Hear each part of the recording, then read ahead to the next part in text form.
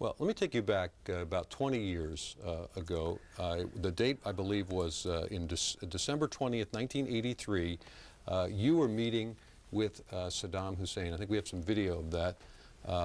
Of that meeting. Tell me what was going on during this Where did you get this video? From the Iraqi television? This is from Iraqi television. When did they give it to you? Recently or back then? We've dug this out of the CNN library. I see. Isn't that interesting? There I am. So what was going on here? What were you thinking at the time? Well, Iraq was in a battle, a war with Iran.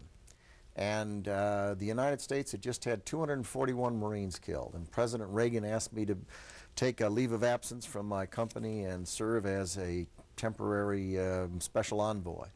And I traveled throughout the Middle East for a period of months, and we were trying to get the Syrians to get out of Lebanon and stop killing Americans at the Marine barracks. And among other things, we believed that it would be helpful if Saddam Hussein's Iraq would behave in a way in that region that would be helpful to our goals with respect to Syria and the terrorist threat that existed. And we decided it was worth having me go in and meet with him. In that visit, I cautioned him about the use of chemical weapons, as a matter of fact, and discussed a host of other things. You were pressed during the briefings, during the hearings this week by Senator Byrd on the question of whether the U.S. in any way aided Saddam Hussein in his chemical weapons program. At the time, during the hearings, you said you had no knowledge of it. Have you looked into it since then?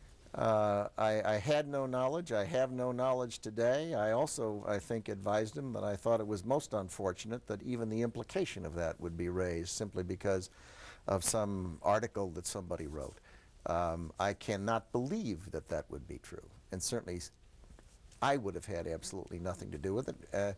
The cables from the visit I had with Saddam Hussein and Tarik Aziz indicate that I cautioned them about their own chemical program, let alone what was suggested by the Senate here.